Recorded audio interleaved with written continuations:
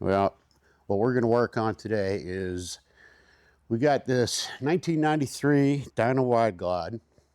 Came into us looking just like this. And from the story that I got, there's a family that owns it, and it hadn't ran in a couple of years, so they gave it to a family friend that said that, you know, they could get it running and do what needed to be done. And I guess it just sat for months and months and months and months. I'm not sure exactly how long it sat. That this other person had it, and so the family wanted to get it back, and they said, nope, get it to us. And so what we're going to do is we're going to go through it and see what it needs, what it doesn't need. It doesn't appear to have any leaks. It's been sitting in this spot for probably 3 or 4 hours now, and it hasn't bled on my floor yet.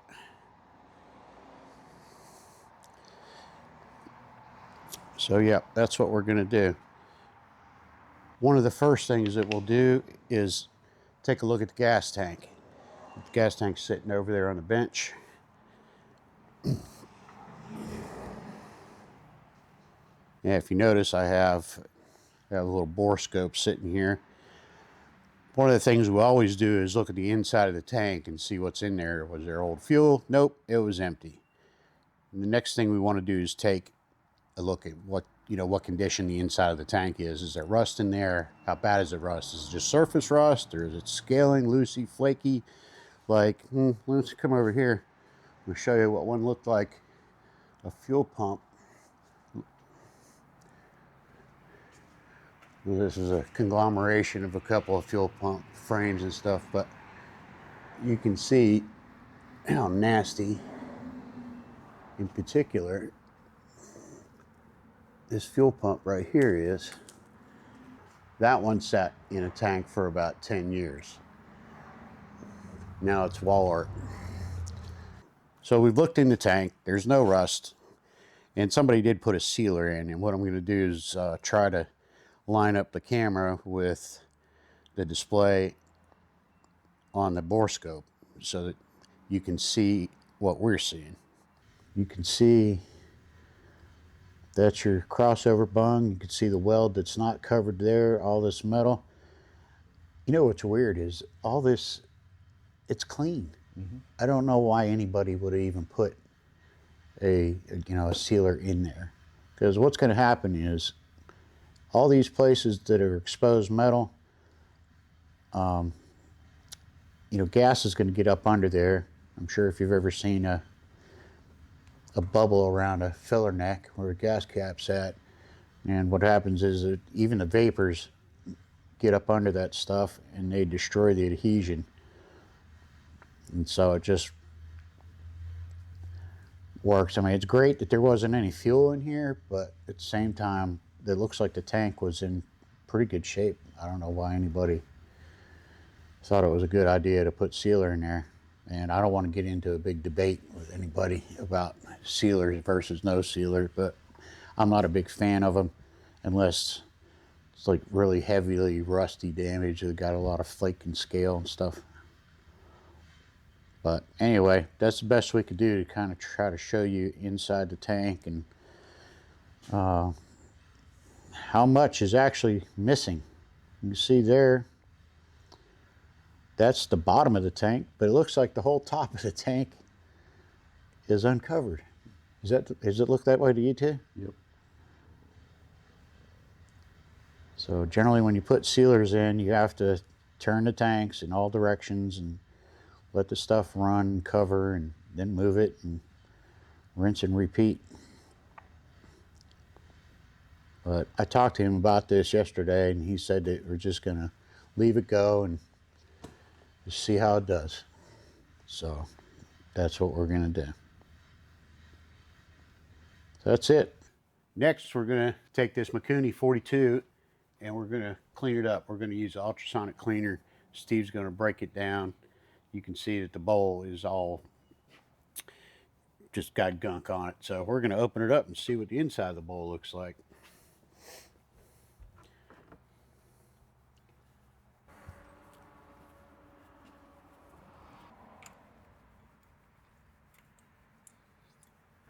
All right, moment of truth.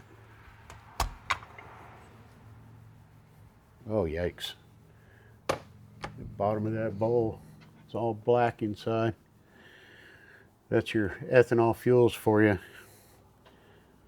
I got nasty stuff in there. Oh yeah, it's brown. If you got an old carburetor like this and it's got a bunch of muck in there, it's best just to replace this stuff. You're probably gonna have to pull it out with a, you have to persuade it. There it goes. That'll be in the garbage. All right, then we'll get our jets out. Eventually it'll come out of there. The thing smells awful. It does. You've never smelled rotten gas. You'll know it when you do. If you have, you'll know exactly what I'm talking about. Okay. Then we'll pull our old gasket out of the carburetor bowl, and then we'll take this over to the ultrasonic. If you don't have an ultrasonic cleaner, it's one of the best investments you can spend your money on. I've tried all kind of different chemicals and every other thing to clean a carburetor, and nothing does it like this thing does. So we got it set for 15 minutes, and I don't know if you can tell, but you can see already at the bottom of the carburetor, the throttle body, you can see the plumes of nastiness coming out. Let's see if I can get a little bit closer here. You can see it coming out of the bowl, you can see it coming out everywhere. So we're going to leave that sit and marinate, do its thing for about 15 minutes, and we'll pull them out and see what they look like.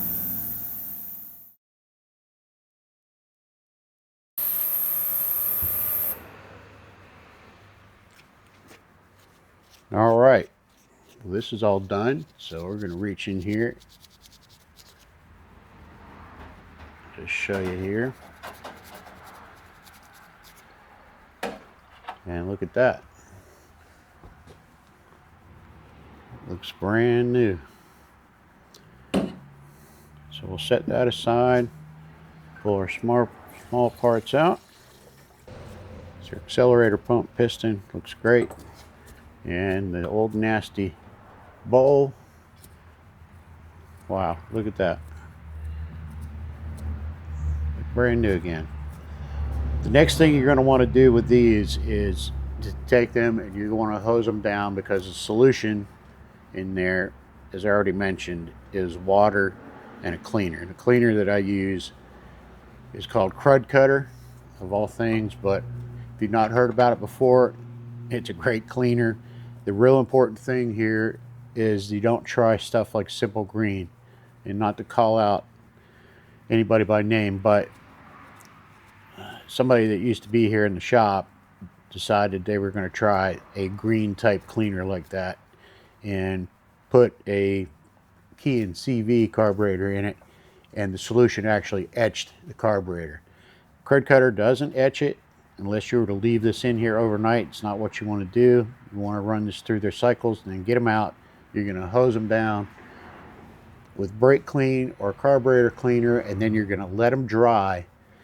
Next up will be putting all the new parts. We're going to put new jets in it, new O-rings, new seals, get it back together so it can go back on the bike. Okay, so you got your carburetor all clean and it's all dry. We're going to start at the top of the carburetor and work our way down.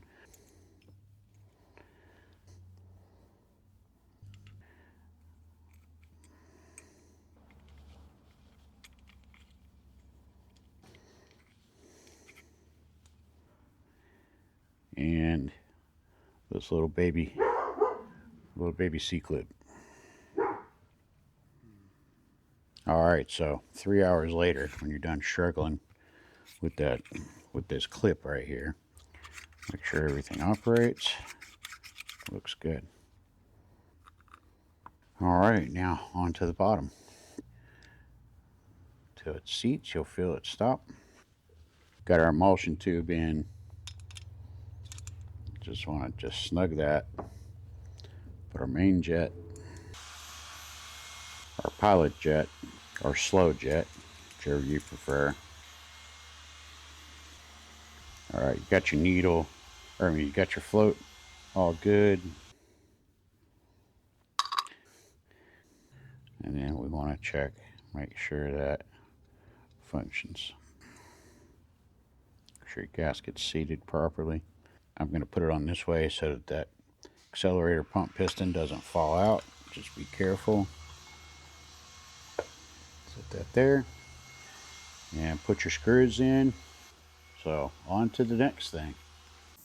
All right, now the bike's on the lift. We're going to take this intake manifold off. We're probably going to drop that into the ultrasonic, clean that up because it's kind of cruddy looking, kind of grody looking. Got our intake clean, got our new gaskets laying here. You just want to pay attention to whether or not these collars are stamped. This one is stamped with an R, the other one's stamped with an F for rear and front, front and rear. And so we're gonna go ahead and put the intake on and get the carburetor put on, and then we'll see what's next. Well, we got a little sidetracked here, and in looking over the bike, we noticed that both the idle cable and the throttle cable were broken. They're not usable. I already had an idle cable, so I ordered a throttle cable and a petcock because the one that was supposed to be there is missing. So while we're waiting on that stuff to get here, we also decided to look at the tires just to see, does it need tires? And if you don't know how to read the date code on a tire, they're usually going to have like an inset stamping with 4 digits in an oval, and usually they're on one side of the tire only. And the first 2 digits are the week of the year, and the second 2 digits are the year. So this tire was manufactured the 27th week of 2023. And the front tire is just a little bit newer than that, so obviously somebody put new tires on it in the not too distant past. And I thought, well, while we're waiting, this motor is kind of cruddy looking, as you can see. I'm sure you saw it in other parts of the video, but the chrome is looking kind of tired. So I thought, well, what we're going to do for these folks is we're going to shine up all this stuff using steel wool and a little bit of oil and see what we can do with this chrome. Well, before we show you, we got the bike all cleaned up, but before we show you that, I figured I'd maybe just demonstrate how to use steel wool and a little bit of oil. So what you'll need is some 4-0 fine steel wool. You do not want to use any other grade of steel wool other than the 4-0. If you do use a more coarse grade, you're going to scratch stuff. Also, I should probably say this is only to be used on metal and chrome parts. Don't try to use it on your paint. Again, you'll damage it, and nobody wants to be a dumbass. So what you do is you just take your steel wool and a little bit of oil. Here I have just some 3-in-1 oil. You can use any kind of oil. It could be penetrating oil in a can, in a spray can. It could be used motor oil, it could be new motor oil. You just want to use a little bit of it, and all the oil is for is just as a lubricant. So I'm just going to put a few drops on here, and then you take your steel wool and you just want to treat it like it's a washcloth. You're just gonna lightly rub it. You don't want to press too hard. When you get some spots of rust, there's a little bit of rust on here. You get those, you can use a little more pressure, but you don't want to overdo it. and it doesn't take much. Just give it a good once over. And what we'll do then is take kind of a dirty rag, and you want to just wipe all the oil residue off of it. And I know somebody's going to say, oh, well, there's scratches on it, but those scratches were already there. Steel wool will not scratch your chrome.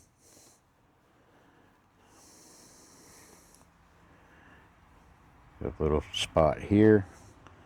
Try to give that a little extra.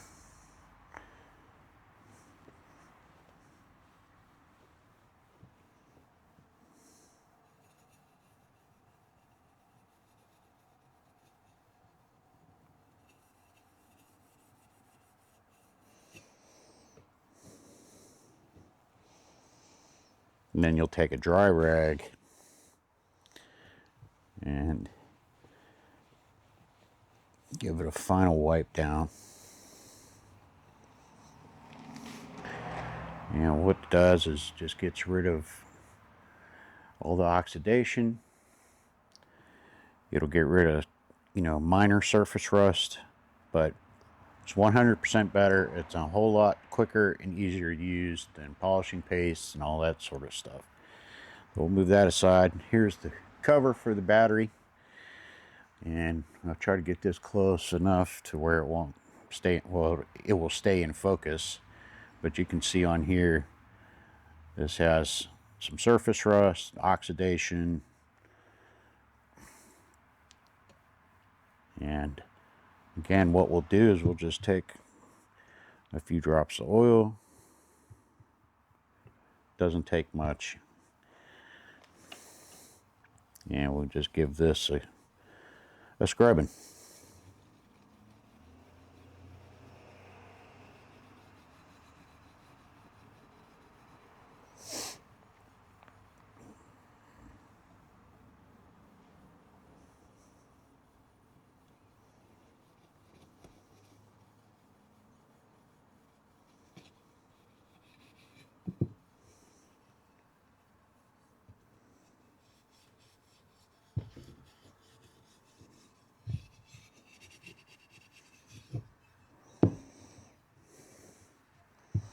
Take your dirty rag. And you see you have some here. This is scratches and wear from where it comes into contact with the frame of the bike. What holds it in place. This one's actually a little bent. I don't know if you can tell. But take our dirty rag, get rid of the oil, and then we'll take our clean rag and give it one final wipe down. And this one, like I said, does have some damage on it from hitting on the frame, but all in all, it looks a whole lot better than it did. So that's basically it. If you have any questions, put it in the comments. We'll go see what the rest of this bike looks like. All right, now that you've seen how to clean up the chrome, we'll see how the rest of the bike came out. We also shined up the paint. You'll see the tank here in just a little bit, but it looks a whole lot better than it did. Steve played hooky today, so Karen's here today. And we got the carburetor on, got just a backing plate. I'm just going to have that on there just in case it backfires or spits. We don't want it to blow the carburetor off the intake, so got that on there. Put a battery on there. You've seen the battery cover, and we've got our fuel bottle on the other side. Got an IV hooked up, and we're just going to ask Karen to turn some power on. The fuel is on. And pull the choke out, Karen, if you don't mind. Yep. All right, and we're just going to push the start button, see what happens.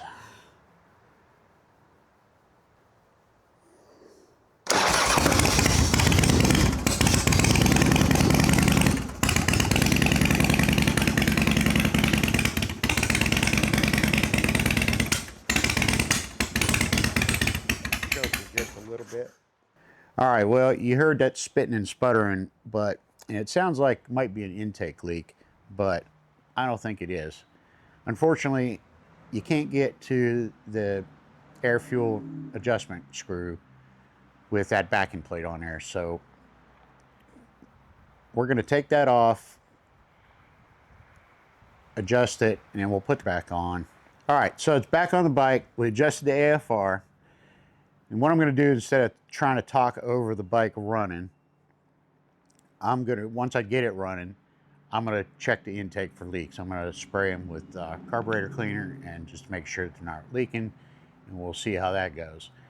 If everything's good there, I'm going to continue to let it run for another minute or so, and then we're going to check and give it a little bit of throttle and see how the carb response is. All right, Karen, if you don't mind, give me some power, and let's leave the choke off. Is it off, or? Yeah, okay. All right, here we go. Let's see what this does.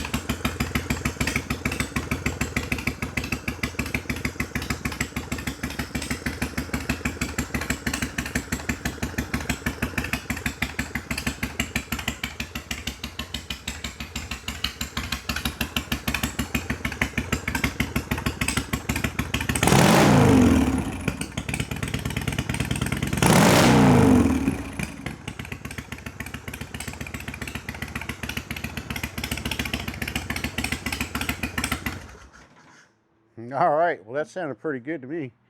So next up, we're gonna change all the fluids, check the tire pressure, check the brake fluid. We'll change the brake fluids, check the tension in the primary chain, just give it a good once over, final once over, and make sure everything's good. And once all that's done, we'll go ahead and put the air cleaner on, put fuel tank on, put the seat on, and it's ready for a test ride. So that's what's up. All right, well, here she is, all shined up, all put back together. Getting ready to take it out for a test run. Carburetor responds good here in the shop, but the real test is what it's going to react like when we put a load on it and it's actually going up the road. So Steve's made it back from his little vacation, and he's going to take that out here in just a minute. Fire it up and see how it goes.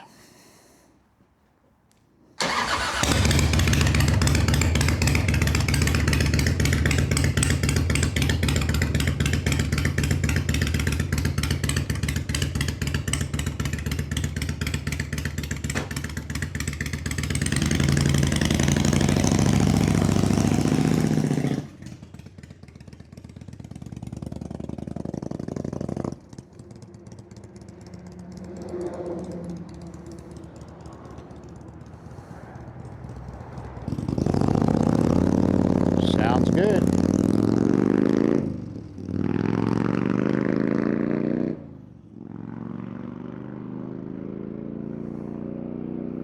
Sounds real good.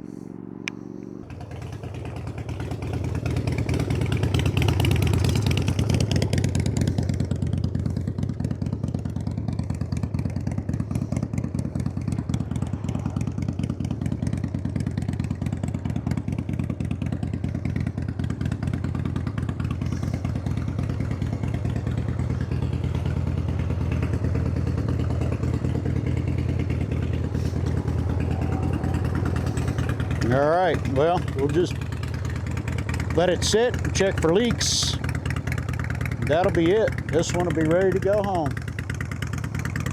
If you have any questions, don't hesitate to leave them in the comments.